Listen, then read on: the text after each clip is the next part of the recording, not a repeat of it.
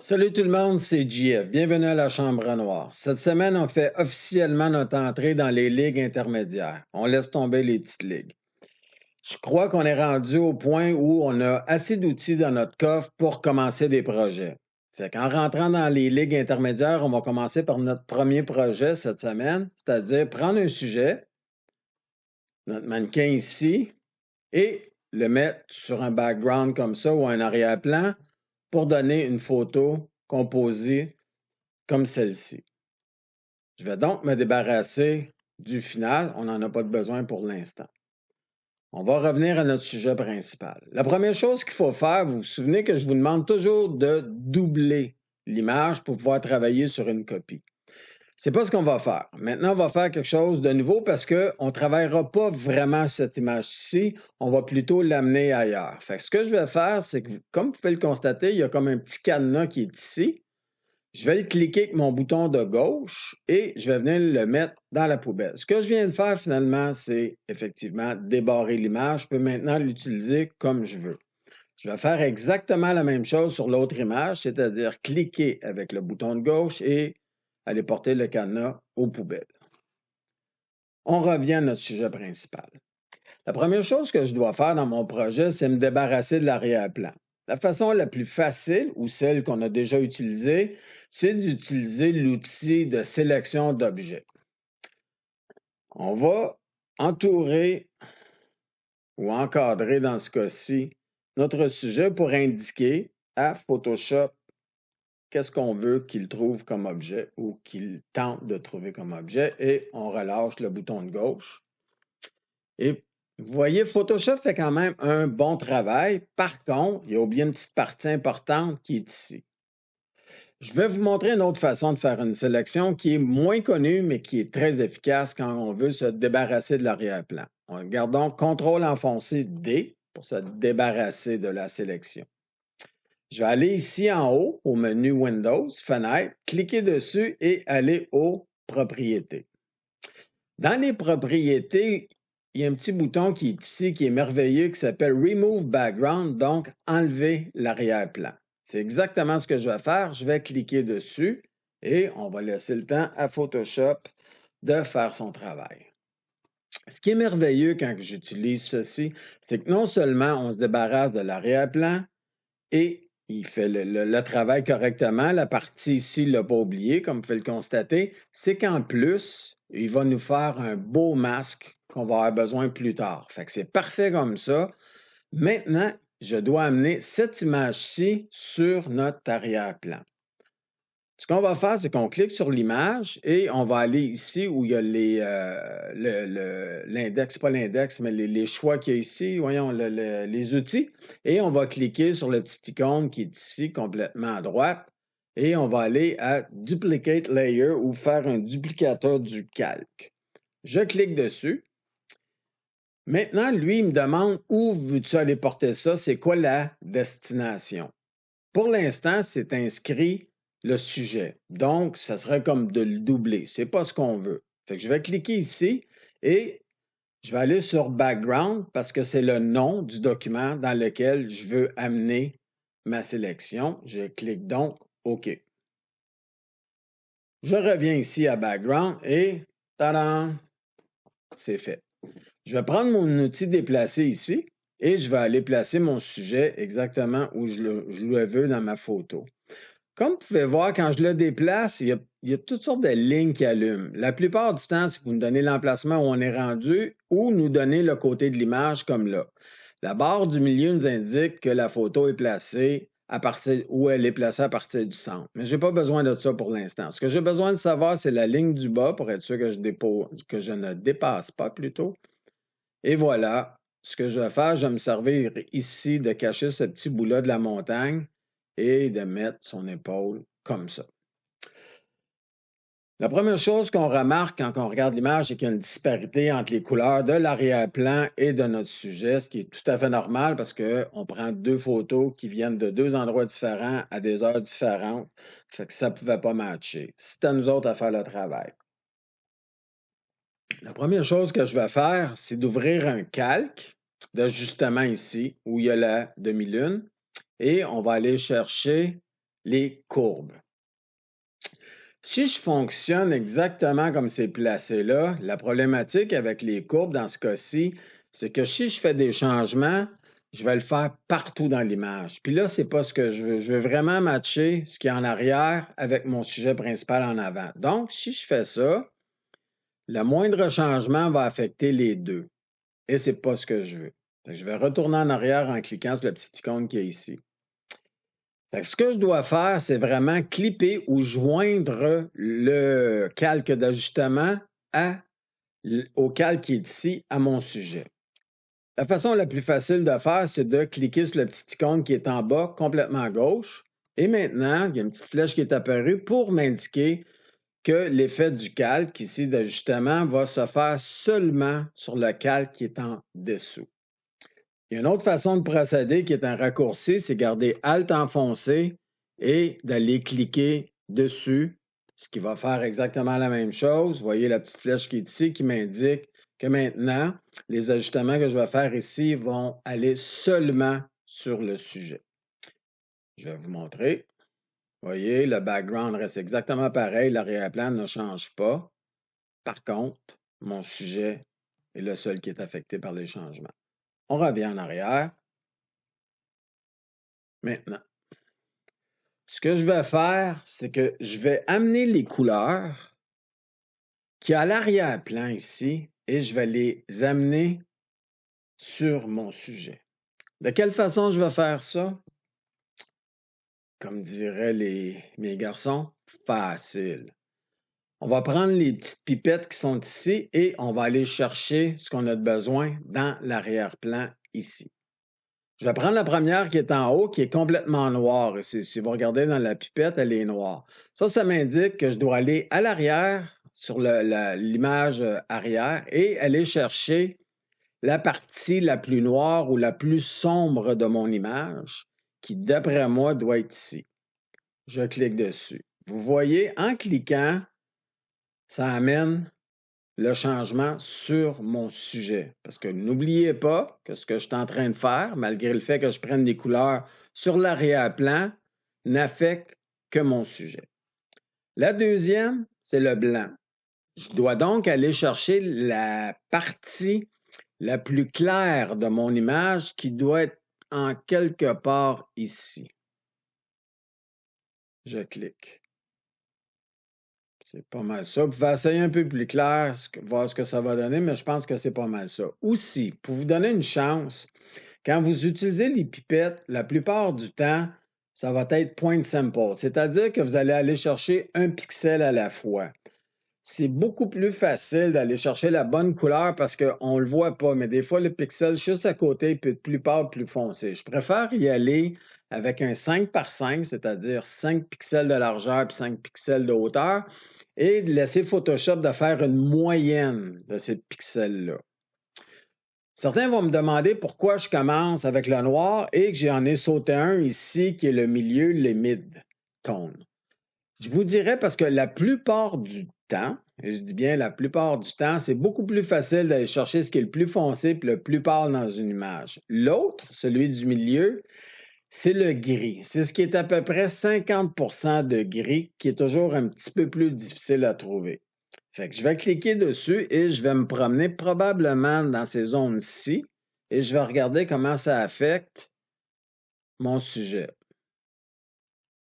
Je peux aller ici. Je pense qu'ici, c'est bien. On peut aller là, essayer.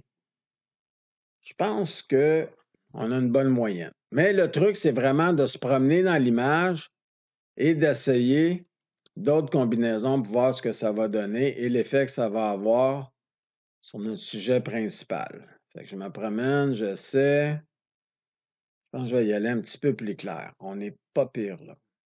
Je vais fermer celui-ci. Fait que maintenant, ce que j'ai fait, c'est d'aller chercher des couleurs dans mon arrière-plan pour les amener à mon sujet, pas qu'il y ait une trop grosse différence ou disparité entre les deux. Fait que maintenant, vous vous souvenez qu'on travaille sur un calque. Fait que la beauté du calque, c'est vraiment de me permettre de jouer avec l'opacité. Fait que ce que je vais faire, c'est exactement ça. Je vais aller à 0. Vous vous souvenez, ça, c'est tel quel quand j'ai amené mon image, mon sujet sur mon arrière-plan et je vais monter graduellement pour essayer, grosso modo, d'aller chercher à peu près les mêmes tonalités. Je trouve ça pas si pire. C'est un début, c'est pas parfait, on commence. Maintenant, ce qu'on va faire, c'est qu'on va aller chercher quelque chose d'autre, un autre effet dans nos tables de couleurs pour rajouter de la lumière et de la couleur, mais cette fois-ci à l'image au complet. Fait que je reviens dans mes calques d'ajustement et je vais dans Color Lookup ou table de couleurs. Le terme en français, je ne sais pas c'est quoi au juste, mais par contre, il va te placer exactement au même endroit. Fait que je clique dessus et là, je peux aller chercher, c'est des tables de lumière, c'est-à-dire que c'est des couleurs déjà préétablies qu'on va utiliser. Fait que je vais cliquer ici et je vais aller chercher l'effet Late, donc dans les L, Sunset. Fait que je descends. Vous n'aurez pas toutes ces couleurs-là. Moi, j'ai ça parce que j'utilise beaucoup, beaucoup les tables. Ça m'aide. C'est des choses que j'ai déjà fait, c'est des choses que j'ai gardées. Je vais vous le montrer un peu plus tard. Fait qu'on va aller chercher Late Sunset que je vais appliquer dessus. C'est sûr que pour l'instant, comme on dit, c'est pas beau tout de suite. La beauté de tout ça, finalement, en parlant de beauté, c'est que je vais aller le chercher avec l'opacité, que j'amène à zéro et que je monte graduellement en regardant comment ça affecte mon image. J'ai comme l'impression qu'ici, on est pas mal dessus. Là, vous voyez déjà, les couleurs commencent à plus se ressembler. On s'en va tranquillement vers la belle image. Maintenant, l'affaire qu'on s'aperçoit, c'est que oui, on commence à matcher les couleurs, ça commence à s'harmoniser, mais par contre, j'ai un sujet ici qui est très, très net par rapport au sujet en arrière. Fait que maintenant, ce qu'on va aller faire, c'est d'aller jouer avec le flou pour rendre le tout crédible. Fait que la première chose que je vais faire, c'est de faire une copie de mon background. Ici, je vais cliquer et je vais aller le porter sur le plus ou je peux faire CTRL-J. Une fois que j'ai ma copie, ce que je vais faire, c'est que je vais monter en haut où c'est écrit filtre et je vais convertir en Smart Filter ou en filtre dynamique. Je clique dessus, je dis OK, il faut que je laisse le temps à Photoshop de faire les choses. Et comme vous pouvez le constater maintenant, j'ai un petit icône dans le coin qui m'indique que ce calque est maintenant un objet dynamique. Pourquoi je fais ça? Parce que je vais pouvoir revenir à l'arrière si jamais je veux faire des changements plus tard. Sinon, une fois que vous appliquez un filtre, c'est fini. Une fois que vous sauvez, une fois que vous faites des changements, c'est fini, vous ne pouvez pas revenir en arrière. Maintenant, en faisant ceci, je peux revenir en arrière. Je me redirige vers les filtres et je vais aller dans le Blur Gallery ou la galerie des effets de flou.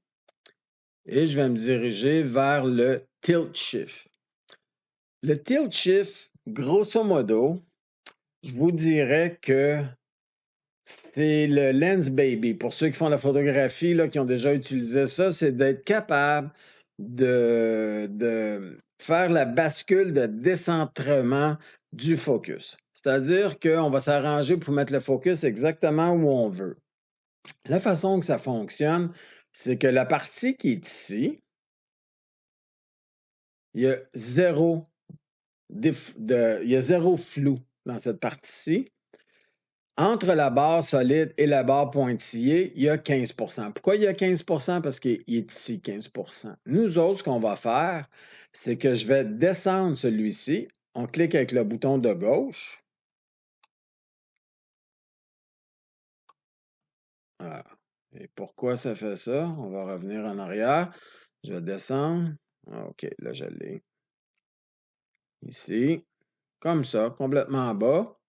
Je le relâche et je vais augmenter ici à 75 Comme vous pouvez le constater, j'ai un flou en arrière. Je pourrais jouer ici avec le bokeh de la lumière, mais comme mon image est pas mal pâle à ce niveau-ci, Vous allez voir, c'est trop. Fait qu'on va le garder à 0. Une fois que j'ai ça, je pèse sur OK.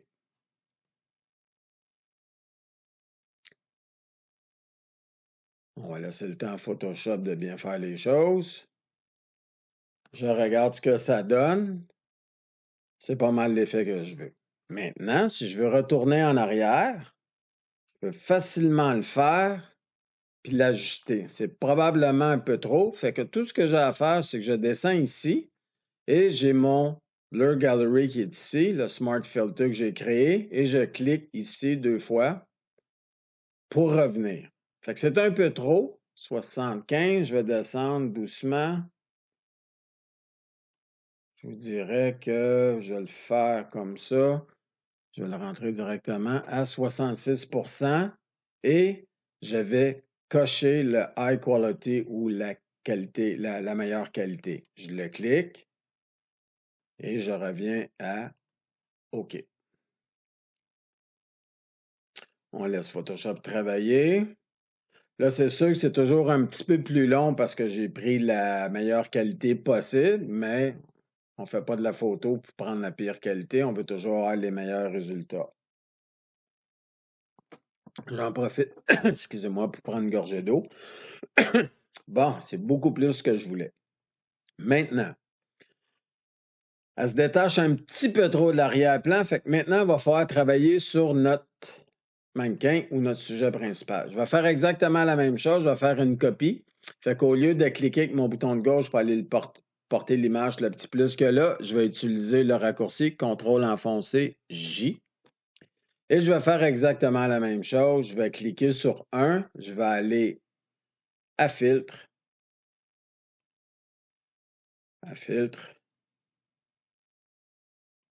et convertir mon image en objet dynamique. Comme vous pouvez le constater, ici, ça vient d'apparaître pour m'indiquer que j'ai bien un objet dynamique. Je vais donc pouvoir faire effectuer des changements plus tard. Tant que je n'écraserai pas mes calques, je peux retourner dans un an, faire des ajustements. Fait qu'on retourne dans les filtres, toujours dans la galerie des effets de flou, mais cette fois-ci, je vais choisir le le field blur ou le flou de profondeur de champ. Lui, de la façon qu'il fonctionne, c'est avec, comme c'est des petites pins. Je ne sais pas c'est quoi le terme en français, mais par contre, la façon qu'il fonctionne, c'est que je vais aller porter ces petits points ici où je veux qu'il y ait ou non du flou. Fait que le premier point, je vais aller le porter, c'est bien important, où il y a les yeux du mannequin. Et je vais mettre le tout à 0. Je ne veux pas du tout de flou dans son regard ni dans son visage. La deuxième pin que je vais aller porter, c'est sur sa bouche, pour m'assurer que la bouche aussi, comme elle est sur le même plan, soit à 0 elle aussi. Maintenant, c'est là qu'on va créer un petit flou alentour d'elle qui va faire que la photo va beaucoup mieux s'intégrer sur l'arrière-plan. Fait que le premier que je vais faire, je vais commencer par travailler sur les côtés ici. Et je vais monter ça un petit peu parce que 15, c'est pas assez. Ici, la règle, c'est que ça dépend toujours de la grandeur originale de votre image. Plus votre image est grande, plus vous allez devoir augmenter le flou. Avec l'image que j'utilise, je peux facilement le monter à 25. Voilà. Je vais créer une autre pin ici. L'autre façon de faire, je peux cliquer dans la bande blanche et je peux l'augmenter en l'étirant comme ça et en regardant les chiffres que j'ai en haut, 25. C'est la même chose que d'aller jouer ici, j'arrive au même résultat. Je vais créer une autre pin ici que je vais aussi monter à 25. Une autre ici qui va être à peu près vis-à-vis, celle de gauche, elle aussi à 25.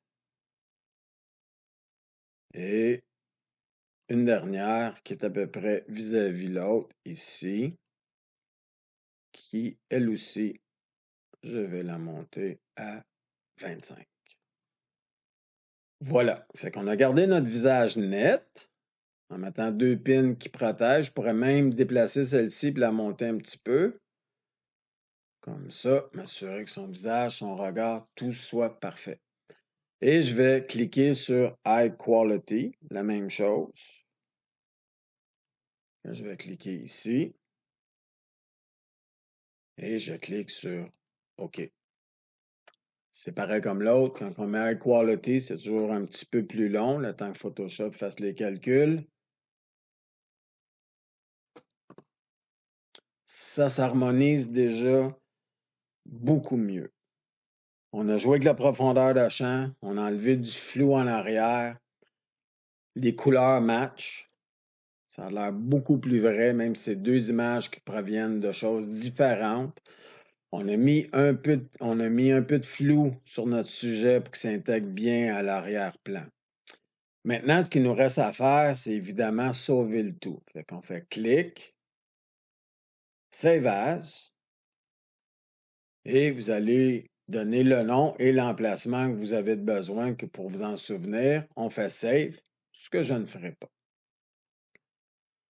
Maintenant, une fois que tout ça est fait, il reste que des petits ajustements à faire. Je vous dirais qu'il faudrait recadrer un petit peu. Il y a un espace ici qui est vide, qui n'a pas besoin, qui n'a pas sa place. Fait que ce qu'on va faire, c'est que maintenant qu'on a sauvé, on peut maintenant écraser notre image ici. Flatten Image, on clique dessus. Et on va aller chercher l'outil qui est ici, le Crop Tool. Et on va recadrer. Ce que je vais essayer de faire, c'est de prendre le coin qui est ici, excusez-moi, et d'aller le placer. Ah, avant, une chose importante, c'est ici.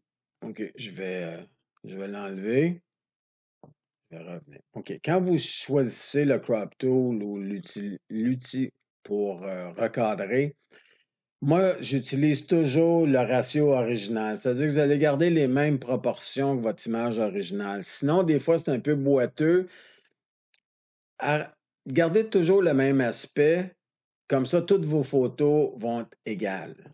Fait qu'on y va avec ça.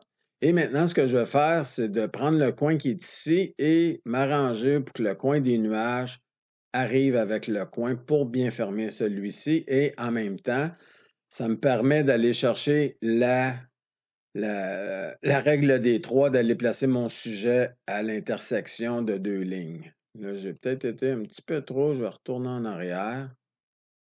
Je vais y aller comme ça. Et je vais cliquer sur Enter. Vous voyez, il en reste une petite affaire.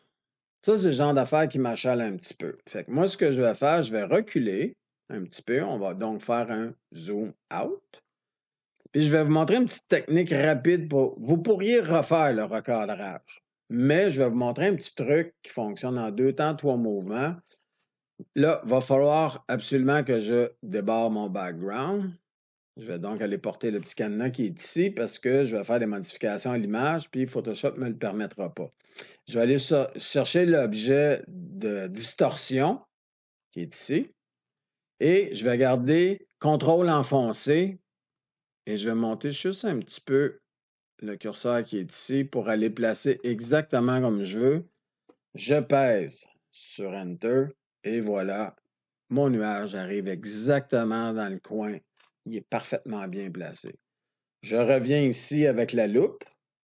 Fit to screen, donc s'arranger pour que ça rentre exactement dans l'espace pour bien voir. Maintenant, il ne nous reste qu'à sauver votre image pour soit Internet, soit Facebook, soit Instagram, ou pour tout simplement l'envoyer à quelqu'un.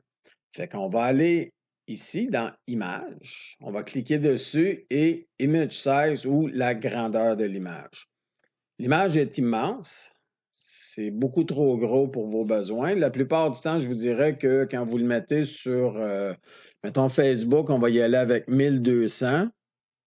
Si jamais, ben, c'est pour Instagram, il faut fonctionner avec un format qui est carré. Je vais vous le montrer par la suite. Dans ce temps-là, qu'est-ce que vous faites? Fait qu'on va y aller à 1200. On va cliquer OK. On clique 2 fois dessus. La loupe, là, il nous le montre à 100%. Fait qu'on voit le travail. Fait maintenant, tout ce qu'il nous reste à faire, c'est de prendre cette image-ci, aller à File, Fichier, Exporter et Save for Web, sauver pour le web. Et maintenant, s'assurer de deux choses. La première, voyez ici, la qualité est à 60. Vous travaillez fort pour faire des belles images, il faut le mettre à 100%. Oups, il a glissé. On va aller le porter à 100%. Optimiser, ça doit être coché. Et surtout, c'est celui-ci, Convert to sRGB. Vous vous souvenez, c'est ce que lit la plupart des sites Internet. C'est vraiment la conversion qu'il faut faire. Et maintenant, vous sauvez. Vous donnez le nom du fichier que vous voulez. Vous souvenir dans quel document vous le mettez. Je vais arrêter ici pour les besoins de la cause. Je fais un cancel avec celui-ci. Je reviens en arrière. Je vais défaire notre image qui est beaucoup trop grande. Je clique encore sur ma loupe. Bouton de droite, Fit to Screen. Maintenant, si je veux l'envoyer si je veux l'envoyer plutôt chez Instagram, je vais refaire image. La grandeur de l'image, image 16, c'est 1080. Fait que je la mets tout de suite à 1080. Cliquez sur OK. Vous vous souvenez, double-clic ici, je mets l'image à 100%. Et maintenant, je vais choisir mon outil pour recadrer.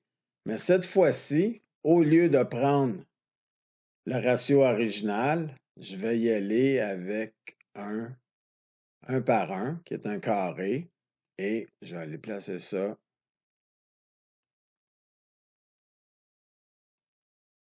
exactement comme je le veux, comme ça. On clique. Et voilà, votre photo est prête maintenant. De la même façon, File, Export, Save for Web, sauver pour le web, exporter et sauver pour le web. Et la grandeur est parfaite maintenant pour l'envoyer sur Instagram. Fait que voilà, c'est un projet complet. On a pris une image, on a pris notre... je vais retourner en arrière. On va le remettre comme c'était. On a pris un sujet qu'on a incorporé à un arrière-plan.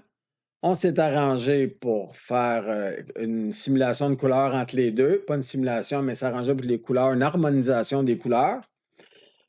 On a mis un effet complet sur les couleurs de la photo. Après ça, on a joué avec le flou. On a joué avec le premier qui était le bascule décentrement du focus. Le deuxième qui était un flou de profondeur de champ pour que ça a l'air le plus vrai possible. Fait que j'espère que vous avez appris des choses au travers de ce projet-là. Fait qu'amusez-vous à prendre un sujet puis de le mettre ailleurs, mélangez tout ça ensemble puis créer de belles photos. Il y a déjà quelqu'un qui a dit je ne fais pas de la photo, je crée des photos. Ben c'est exactement avec un projet comme ça qu'on y arrive. Fait que au plaisir, on se revoit dans une semaine. Ciao.